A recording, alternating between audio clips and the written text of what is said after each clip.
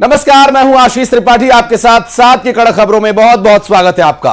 नमस्कार, बहुत स्वागत। और कड़क खबर की शुरुआत महाकुंभ की बात के साथ। महाकुंभ का तीसरा अमृत स्नान जारी है। दरअसल बसंत पंचमी की तिथि है और ऐसे में बसंत पंचमी स्नान के लिए श्रद्धालुओं का भारी उत्साह उनकी पहुंच और उनकी उपस्थिति को दर्शाता है। और यहां अखाड़ों का स्नान लगातार जारी है और प्रयागराज सुबह 4 बजे तक 16,58,000 श्रद्धालुओं के स्नान करने का गवाह बन चुका है।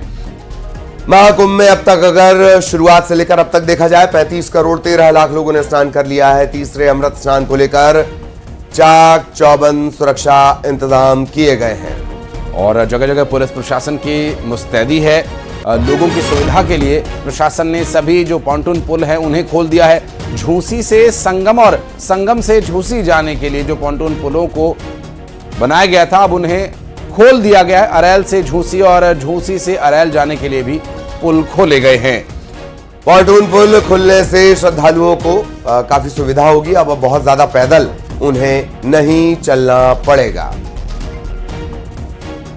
बसंत पंचमी अमृत स्नान की वेला इस वक्त जारी है और अखाड़ों का स्नान भी जारी है। श्रद्धालु भी आस्था की डुबकी लगा रहे हैं। त्रिवेणी घाट पर त्रिवेणी की रेती पर चलकर त्रिवेणी में डुबकी लगाकर अपने मन को ईश्वर से जोड़ने का जो एक साधन, एक तरीका यहां पर सनातन में है। ये अमृत स्नान आपके मन तक असर करेगा। साधु संतों के दर्शन से नकारात्मकता दूर होगी और जीवन के प्रति, आध्यात्म के प्रति आपके विश्वास को और मजबूत करने का, अहम को खत्म कर समरसता और एक साथ चलने का महाकुंभ अमृत स्नान का जो लाभ है वो आपको मिले, इसलिए साधु संत भी सभी श्रद्धालुओं के साथ स्नान कर रहे हैं। और आज का जो दिन है अमृत स्नान का दिन है और अमृत अमरता की ओर ले जाता है। यह अमरता क्या है? अमरता जो कभी नहीं मरता, ये वो अमरता है, वो विचार है, सनातन विचार है जो आदिकाल से अनंत तक चलेगा। ये शरीर इसका एक वाहक है और उस शरीर के साधन के साथ आप यहां पहुंचते हैं, लेकिन उस अमर आत्मा की यात्रा का ये एक पड़ाव है अमृत स्नान। अलग अलग तस्वीरों के जरिए महाकुंभ के तीसरे अमृत स्नान की तस्वीरें। तीसरा अमृत स्नान, अलौकिक महाकुंभ, दिव्य भव्य तस्वीरें पॉन्टून पुल के ऊपर की। संगम में डुबकी लगाई जा रही है। प्रशासन पूरी तरह मुस्तैद है। वैसे भी जिस तरह की घनघोर लापरवाही पिछले बार बरती गई, उसके बाद ये जिम्मेदारी प्रशासन की बनती है, नैतिक जिम्मेदारी भी। जनसैलाब उमड़ा हुआ है। श्रद्धालुओं का स्नान जारी है। अखाड़े भी पहुंच रहे हैं।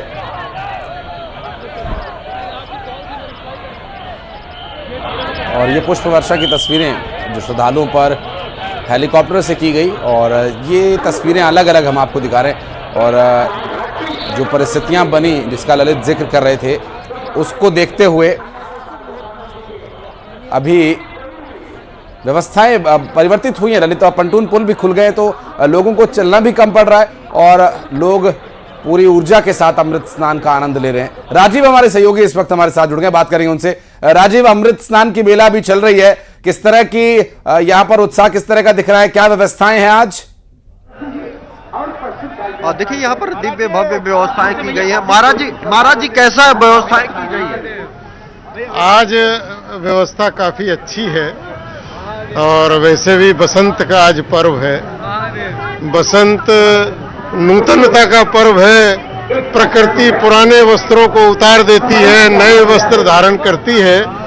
तो जो थोड़ा बहुत मौनी पर हम लोगों को दुख हो गया था, कष्ट हो गया था, लेकिन आज प्रशासन ने और योगी जी ने हम सबकी बात मानते हुए कुछ पुराने अनुभवी अधिकारियों को जो लगाया, तो आज व्यवस्था बहुत अच्छी है। बहुत अच्छे से स्नान हो रहा है। अखाड़ों के सभी देवताओं ने बहुत आनंद के साथ स्नान किया है। नागा हमारे प्रसन्न हैं, भगत लोग देख देख के उस आनंद को ले रहे हैं और बसंत पूरी संस्कृति को, पूरी मानवता को, पूरा विश्व को एक नूतन संदेश दे रहा है कि अब विश्व में मानवता, मानवीय धर्म, सनातन धर्म का बोलबाला होगा। जैसा कि आपने सुना कि ये वो जूना अखाड़ा के पूज्य संत महंत हैं जो कि इस वक्त अमृत स्नान करके वापस अपने शिविर की ओर बढ़ रहे हैं। आप देख रहे हैं कि लगातार जूना अखाड़े के जो विभिन्न संत महंत हैं वो संगम पर स्नान के लिए पहुंचे थे, अमृत स्नान के लिए पहुंचे थे और अब वो अमृत स्नान करने के बाद अपने शिविर की ओर आगे बढ़ते हुए नजर आ रहे हैं। तो जो सन्यासी अखाड़ों का अमृत स्नान था वो लगभग पूरा हो चुका है और आप देख सकते हैं काफी खुशी उत्साह के साथ ये जो संत हैं ये अब संगम तट से अपने शिविर की ओर आगे जाते हुए नजर आ रहे हैं। बीते दिनों मौनी अमावस्या के दिन जरूर कुप्रबंधन के चलते गड़बड़ हुई थी जिसमें कई लोगों की मौत हुई और कई लोग घायल हुए थे, लेकिन उसके बाद मुख्यमंत्री योगी आदित्यनाथ की सख्ती के चलते अब आप देख सकते हैं कि बेहद दिव्यता और भव्यता के साथ जो विभिन्न 13 अखाड़े हैं उनके पूज्य महंतों का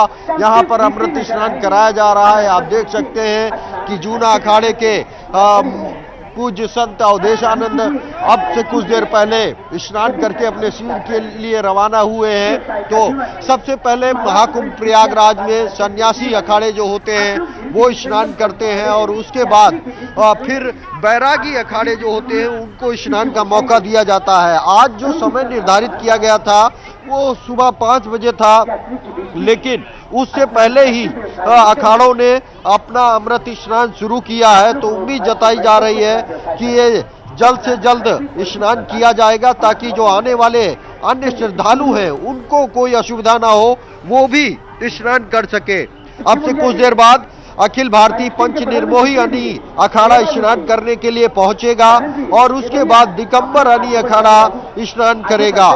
निर्वाणी अनी अखाड़ा जो कि ये तीनों अखाड़े बैरागी संन्यास बैरागी अखाड़े के अखाड़े हैं, ये सभी पूज्य साधु संत यहाँ पर पहुंचेंगे। तो कुल मिलाकर आप देख सकते हैं कि योगी सरकार द्वारा लगातार इन पूज्य साधु संतों और यहाँ पर देश दुनिया से पहुंचे करोड़ों की संख्या में जो लोग हैं उन पर पुष्प वर्षा भी कराई जा रही है और दुनिया की तीसरी आबादी इस वक्त महाकुंभ में पहुंचकर संगम के विभिन्न घाटों पर स्नान कर चुकी है, क्योंकि 35 करोड़ से अधिक लोग यहां पर स्नान कर चुके हैं। अगर बीते 24 घंटे की बात करें तो करीब 1.5 से 2 करोड़ लोग स्नान कर चुके हैं और आज सुबह की बात करें तो करीब 25 लाख लोग आज ही स्नान कर चुके हैं। आप देख सकते हैं कि बेहद दिव्यता और भव्यता के साथ अमृत स्नान करने के बाद जो नागा साधु हैं वो घोड़ों पे सवार होकर अपने शिविर के लिए और शिविर की तरफ रवाना होते हुए नजर आ रहे हैं। जैसे ही ये